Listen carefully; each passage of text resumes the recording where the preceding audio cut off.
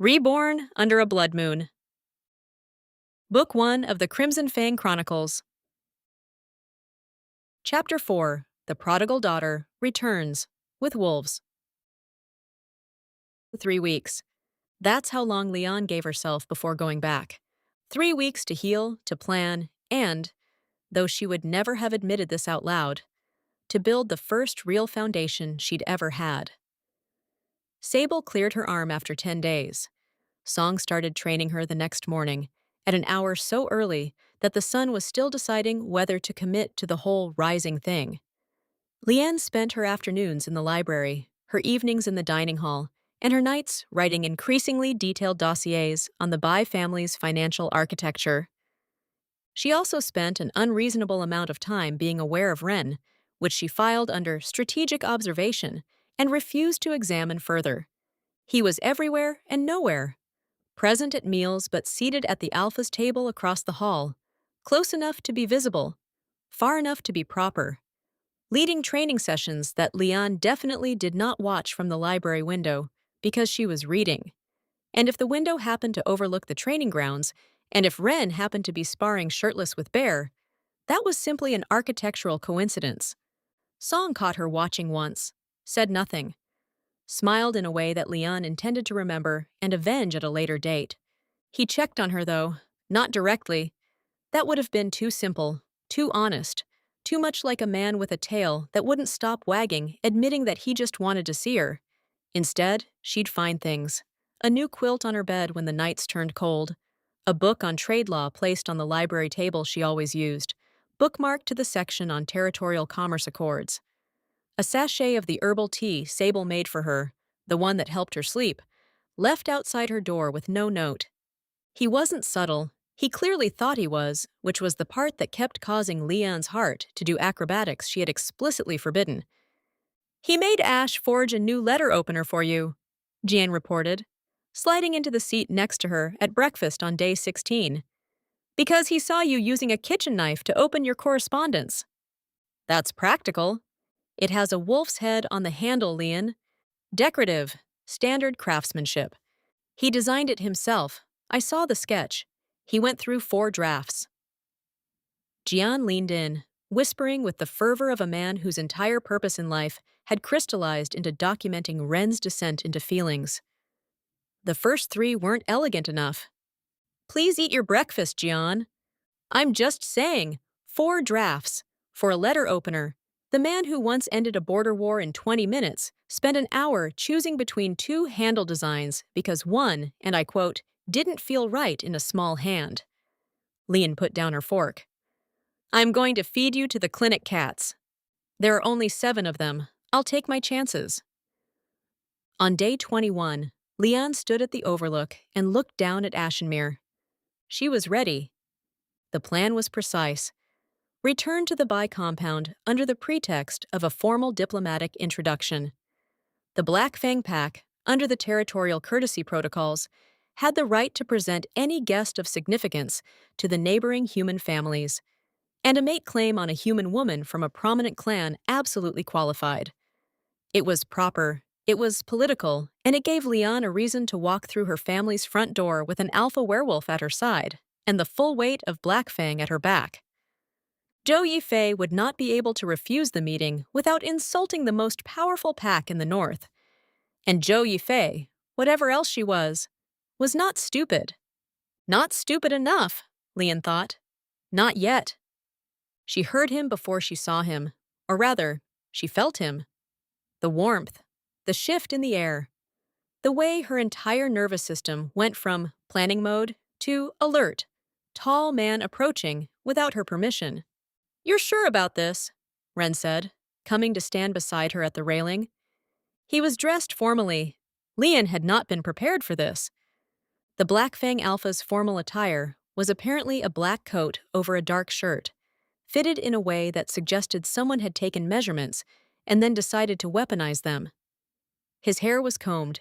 He was wearing a silver clasp at his throat, pack insignia, a snarling wolf in profile, that caught the light every time he moved. He looked like the cover of a novel that came with a content warning. "Yes," Lian said. Because she was a woman with a plan, and she was not going to be derailed by a well-tailored coat. If at any point you want to leave, we leave. No questions. I know. I mean it. You give the signal and we walk out. What signal? He paused, considered. You could say a word, a code word. A code word. Something natural. That wouldn't draw attention. Lian thought about it. Wisteria. Something moved behind his eyes. Quick, warm, gone. Wisteria, he repeated, and she could have sworn his voice was softer when he said it, as though the word had significance he wasn't going to explain and she wasn't going to ask about, because they were both adults with emotional boundaries and an important diplomatic visit to conduct. Let's go, she said. The delegation was small by design. Ren, Jian, Song, and Bear, plus Lian. 5 people. Enough to communicate authority, not enough to communicate aggression. They traveled the mountain road in human form. Song had insisted Lian wear black fang colors, dark gray and silver, arguing that presentation mattered and that arriving in borrowed linen would undermine the entire vibe. Sable had produced from somewhere a fitted gray coat with silver embroidery at the cuffs that fit Lian perfectly, which raised questions about how long Sable had been planning this that Lian chose not to investigate. She looked, for the first time in either of her lives, like someone who belonged somewhere powerful. Ashenmere grew around them as they descended, first scattered farms, then villages, then the outer markets of the city itself. People stared. Not at Lian, at Ren, at the Black Fang insignia, at the 4 wolves who moved through the crowded streets with the unhurried confidence of apex predators who happened to be walking upright. Jian waved at a noodle vendor. The noodle vendor dropped his ladle. Stop terrifying the civilians, Song muttered. I was being friendly. You were baring your teeth. That's how I smile. The Bai compound announced itself before they reached it. A walled estate in the heart of the merchant district, its gate flanked by stone lions and guarded by men whose armor was more decorative than functional. The family crest, a white jade circle bisected by a phoenix, hung above the entrance like a promise. Lian looked at it and felt nothing. No, that was a lie. She felt everything. She just chose to fold it neatly, place it in a locked drawer, and deal with it later. Breathe, Ren murmured, barely audible. He was walking half a step behind her and to the right, the formal position for an alpha escorting a dignitary she'd learned from the library books, which placed him close enough to intervene and far enough to signal that she was the one leading. He'd chosen this position without being asked. She breathed. The guards at the gate took one look at the Black Fang insignia and sent a runner inside so fast the boy nearly tripped over his own feet. Within minutes, the gates were opening, and a steward was bowing, and Lian Bai walked into her family's home for the first time in her new life. The receiving hall hadn't changed. Same jade inlaid floor, same silk wall hangings depicting the Bai family's illustrious history, conveniently omitting the parts that involved bribery, intimidation, and the suspicious death of at least one business rival that Lian knew about. Same elevated platform where her father held audiences, flanked by lacquered screens and porcelain vases worth more than most people's homes. And on that platform, arranged with the careful precision of a painting designed to communicate wealth and power, was the family. Zhou Yifei sat at the center. She was 43 but looked 35 because cruelty apparently had excellent skincare. Her face was composed, poised, and as warm as a marble floor in January. She wore deep red silk, the color of the Bai matriarch, and jade earrings that had belonged to Lian's mother. Lian saw the earrings. She noted them. She filed them away. To Zhou Yifei's right sat Mei. 18. Beautiful. Already polished to a gleam that would have fooled anyone who wasn't looking for the cruelty underneath. She wore white. Of course she wore white. The color of innocence and mourning and lies. And her eyes found Lian immediately. Those eyes widened. Just a fraction. Surprised, Jijie? Lian thought, with a calm that was new and sharp and entirely her own. You should be. To Zhou Yifei's left, In a chair that was slightly lower than it should have been, a detail that enraged Lian in a quiet, precise way, sat her father, Bai Zhengyi, patriarch of the Bai family, 51 years old, silver at his temples, kind eyes, kind, tired, manipulated eyes. He looked at Lian, and she saw it. The flicker. The confusion. Lian had been in the compound 3 weeks ago. In her father's memory, nothing had changed. She was still the quiet, obedient daughter who ate what she was given and smiled when instructed, and never ever made waves. She was about to make waves. Honored Alpha! Zhou Yifei rose, smooth as silk over glass. Her smile was flawless. The Bai family is deeply honored by Black Fang's visit. To what do we owe this pleasure? The words were correct. The tone was correct. The undertone, faint, audible only to those who knew her, said, "Why is a wolf in my house, and why is my stepdaughter standing next to him looking like she ate the canary?" Ren stepped forward. Lian had seen him in many modes by now: golden retriever mode, stoic alpha mode, secretly fixing your window at 2 a.m. mode. But this was new. This was diplomatic mode, and it was devastating. Madame Zhou. His voice filled the hall without effort. He didn't bow. Alphas didn't bow to human clan matriarchs, a point of protocol that Lian suspected he was enjoying immensely. Black Fang extends formal greetings to the Bai family. I've come to notify you of a matter of territorial significance. Zhou Yifei's smile tightened by approximately 1 millimeter. Of course. Please, sit. Nobody sat. Ren didn't acknowledge the invitation, which was itself a power move that made Jian, behind them, suppress a grin. 3 weeks ago, Ren said, your daughter Lian Bai was found injured and alone in Black Fang sovereign territory. She has since been under our protection and care. The hall was silent. Zhou Yifei's gaze flicked to Lian. Fast, assessing, recalibrating. In her first life, Lian had run away briefly at 18. A small rebellion. 2 days in the countryside before guilt and fear and Zhou Yifei's searchers brought her back. She'd been punished quietly, thoroughly, in ways that left no marks. The official story was a retreat for spiritual reflection. In this life, she hadn't run away. She'd been found, by wolves. And now she was standing in the receiving hall, wearing Black Fang silver, and the power dynamics had shifted in a way that Zhou Yifei was only beginning to calculate. Furthermore, Ren continued, and Lian felt the entire room brace, a mate bond has been identified between myself and your daughter. Silence.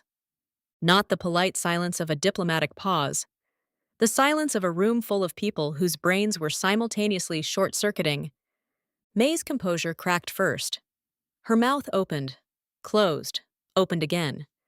She looked like a very elegant fish. Bai Zhengyi sat forward, eyes wide. A mate bond? Lian, is this? It's true, father, Lian said. Her voice was steady. She'd practiced this. The Alpha of Black Fang has acknowledged me as his mate. Under the territorial courtesy protocols, I'm here to formally inform the family. Inform. Not ask permission. Not request blessing. Inform. Zhou Yifei heard the distinction. Lian watched it land, watched the micro-expression flash across that porcelain face before the mask snapped back into place. How extraordinary, Zhou Yifei said. Every word was measured, weighed, deployed. A human-wolf mate bond. I wasn't aware such things occurred. They're rare, Ren said. This is the first in Black Fang's recorded history. Unprecedented, then. Zhou Yifei's smile returned. Warmer now. More dangerous. We must discuss the implications. The family's position, of course. The political ramifications. There's nothing to discuss, Lian said. The room shifted. She felt it. The attention redirecting from Ren to her, from the Alpha to the girl who'd been the quietest person at every Bai family gathering for as long as anyone could remember. The mate bond is acknowledged by Black Fang, Lian continued, each word placed like a stone in a wall she was building in real time. Under Territorial Protocol 7, My status as the mate of a pack alpha affords me dual standing, both in Black Fang and in my family of origin. I retain all rights, claims, and inheritances associated with my position as the eldest daughter of the Bai family. She paused. Let it sink in. All of them, she added softly. Zhou Yifei's left hand twitched. Just once. The only outward sign that the woman who had spent a decade building a cage around Lian's future had just heard the sound of the first bar bending. Because here was the thing Zhou Yifei was only now realizing. In her first life, Lian had been isolated. No allies, no power base, no leverage. Zhou Yifei had spent years ensuring that Lian had nothing and no one, cutting off her friendships, limiting her education, positioning her as a pretty, useless ornament to be married off and forgotten. But a woman with the Black Fang pack behind her was not isolated. A woman whose mate was the most powerful alpha in the Northern Territories was not powerless. And a woman who knew every single move you were going to make for the next 5 years was not, would never again be, someone you could push off a railing and forget about. Of course, Zhou Yifei murmured. Your rights are unquestioned, dear. The word dear was a stiletto wrapped in silk. Lian smiled back. Her smile was worse. How wonderful, Lian said. Then I trust you'll have no objection to my reviewing the family's financial records. Given my dual standing, I'd like to stay informed about the estate's direction, particularly the jade trade accounts. The temperature in the room dropped by approximately 10 degrees. Zhou Yifei's smile didn't waver, but something behind her eyes went flat and hard and calculating, like a snake assessing whether the thing in front of it was prey or predator. The financial records are complex, she said smoothly. I wouldn't want to burden you with, I've been studying trade law in the Black Fang Library, Lian said. I'm sure I'll manage. From behind her, she heard Jian make a sound that might have been a cough and might have been a man choking on pure joy.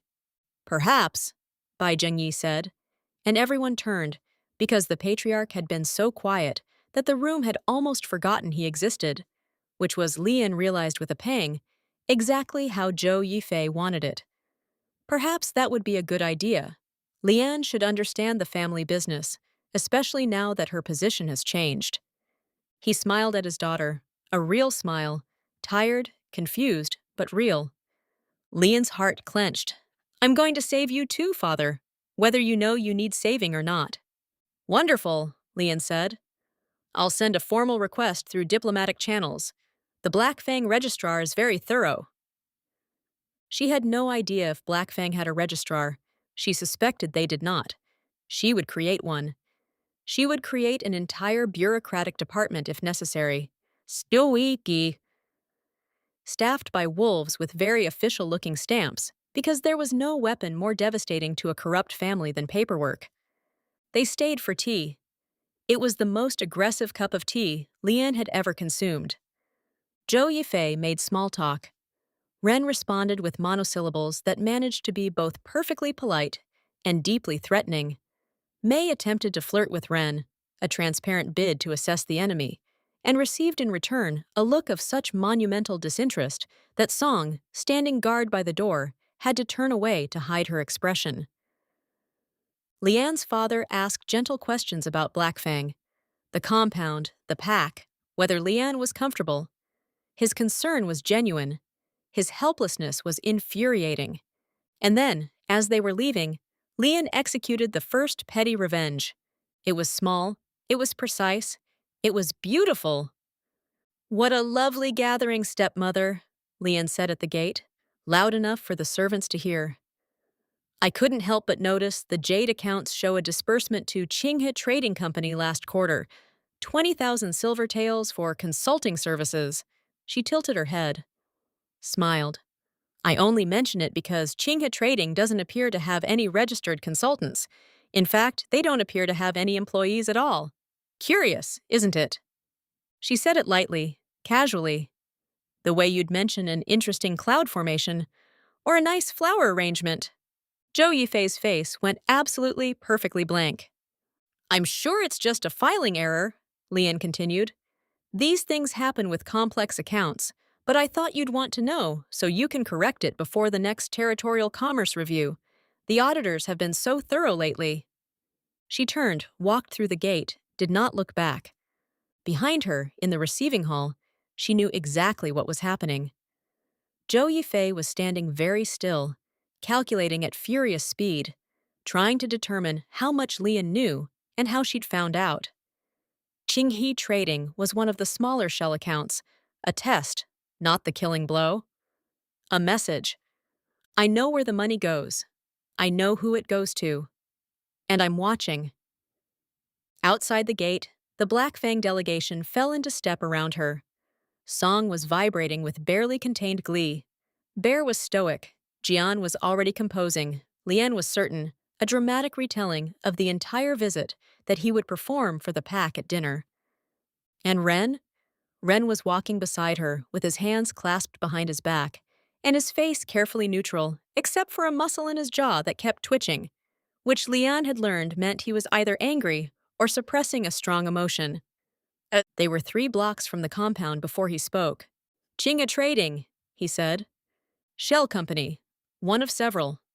You identified it from the trade records in our library? Cross-referenced with my own knowledge of the family's operations. A pause. Then, very quietly. That was terrifying. Lian looked up at him. Excuse me? What you did in there, the way you… He stopped. Exhaled. You walked into a room full of people who hurt you, and you smiled at them, and you took them apart with an accounting discrepancy. Is that a problem? It's the most impressive thing I've ever seen. He paused. And I once watched Bear fight 3 rival wolves simultaneously. I appreciate the ranking. You're welcome. They walked in silence for a moment. The city noise rose around them. Vendors, carts, the clatter of daily life. She's going to retaliate, Ren said. Not a question. Yes. How? First, she'll try to restrict my access to the records. When that fails, and it will, because I've already filed the formal request under Protocol 7, which gives me legal standing she can't override without a family tribunal, she'll try to discredit me. Probably a rumor campaign. Poor Lian. She's been corrupted by the wolves. She's confused. She doesn't know what she's saying. And after that? Lian looked at the road ahead, the mountain road back to Blackfang, winding up into the pines. After that, she'll get creative.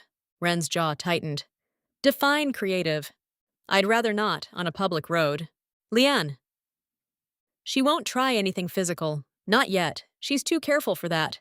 She needs to understand what she's dealing with first. Lian looked up at him. That's what the Qinghe comment was. I wasn't trying to expose her. I was telling her that I can. Ren was quiet for a long time. They were halfway up the mountain before he spoke again. I need you to know something, he said. Yes? If they try to hurt you, in any way, at any point, the pack's response will be immediate and absolute. His eyes didn't glow gold. They didn't need to. The words were enough. That's not the mate bond talking. That's not emotion. That's Black Fang policy. You are under our protection, and threats to protected persons are answered. Ren, I will respect your choices, your methods, your nonviolence. He looked at her, and his expression was very calm and very certain, and very slightly unhinged in a way that made her heart stutter. But I need you to understand that if someone puts a hand on you, the conversation becomes very short. Lian stared at him. He stared back. The mountain wind blew between them, pine and distance, and something electric. Understood, she said. Good. They walked the rest of the way in a silence that wasn't uncomfortable, but was charged. The silence of 2 people who were each thinking very intensely about the other and had mutually agreed, without discussion, to think about it later. At the compound gate, Jian was waiting. So, Jian said, bouncing on his heels, on a scale of 1 to 10, how badly did she scare them? Ren walked past him without a word. Jian looked at Lian. Lian looked at Jian. 11, Lian said. Jian's scream of delight echoed off the mountainside. That night, Lian sat at her desk and updated her timeline. Phase 1. Establish position. Done. Phase 2. Financial pressure. In progress. Phase 3. Alliance network. In progress.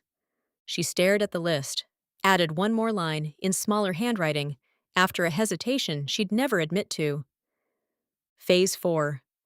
Figure out what to do about the man who had a custom letter opener made for you and is currently, according to Jian, pacing his study because you looked tired on the walk home, and he's worried but doesn't know how to ask if you're okay. She crossed it out, she uncrossed it, she crossed it out again, went to bed, and fell asleep in his shirt. End of Chapter 4. Next, Chapter 5. The Things That Disappear.